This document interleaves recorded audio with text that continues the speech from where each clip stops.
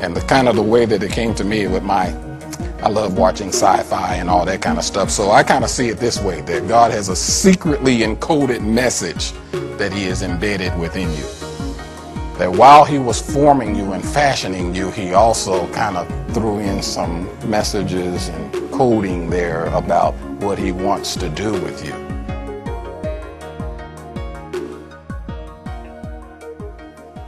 These are those words that we hate to hear sometimes when it comes to talking about the dream of God. Now that the dream or the purpose or the message, once it gets activated in us, what do? What do you need to do? And I keep saying you got to be intentional about preparing yourself for the dream to be fulfilled through you, for the purpose of God to be fulfilled through you. It takes things like, there's that word, discipline. And what I mean by discipline, just little things like get yourself on a schedule. The fulfilling the dream of God in your life, it's not accidental. It's not, you don't stumble into it, and it's not just going to happen no matter what. I know that some preachers have said that. But if you don't think of me as a preacher right now and maybe as kind of a motivational speaker, some of you may have been to motivational speaker seminars, and they will tell you, oh no, you got to discipline yourself.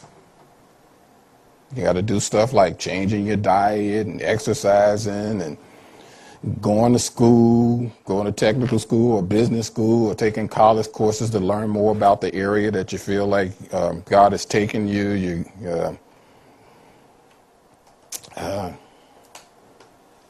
You got to do it yourself. You can't try to get other people to do your research for you. I've had that through the years as a pastor. And my wife and I were over youth ministry, and I wrote songs and did productions and all that kind of stuff. And I was always having there was always some guy that would come some event of us, and there would always be some young man to come up to me afterwards and say, Pastor Chris, I want to sit down with you. I want you to show me how to do all these things. I said, I can't do that. And they'd be so mad and hurt and disappointed. And I'd have to tell them, here's the reason why. I can't pour into you 6 years of preparation and training and work and labor. You're going to have to do what I did. You got to get along with God. You got to go to school. I can't just hand you software or the equipment and say, here, go for it. Or sit down and meticulously go through every single, because I got other productions that I'm working on. I can't stop my life to help you get to where I am. That's mean. That's cruel. No, that's Bible. Remember the story of the wise and the foolish virgins? Any of you ever heard about that parable?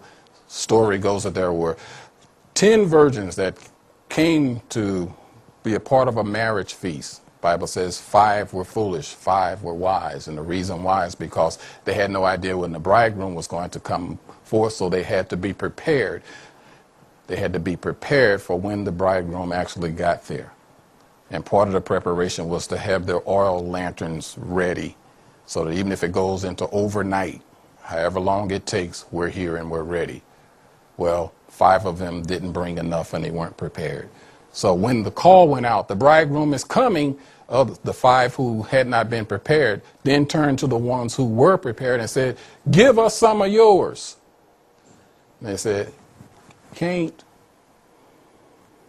I can't. They weren't being mean. They weren't being cruel. That's a reality. I can't. And they tell them, you're going to need to go into town and buy for yourselves. What does that mean, buy for yourselves? You're going to have to make the same investment that I did so that you are prepared when your once-in-a-lifetime moment comes. Because that's what this ultimately always leads to. There is a once-in-a-lifetime opportunity that's going to come to you. And the issue is, will you be prepared for it? God has already encoded within you the ability to even get prepared for it. But will you seize the moment? Will you and I seize the moment and prepare?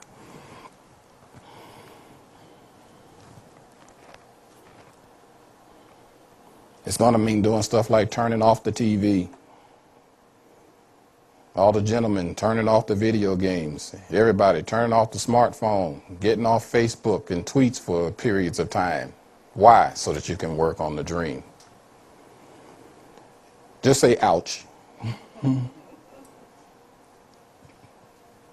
I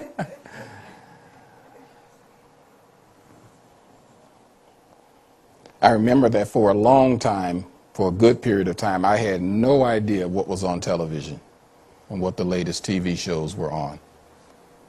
And it's going to be that way if you're going to work on the dream.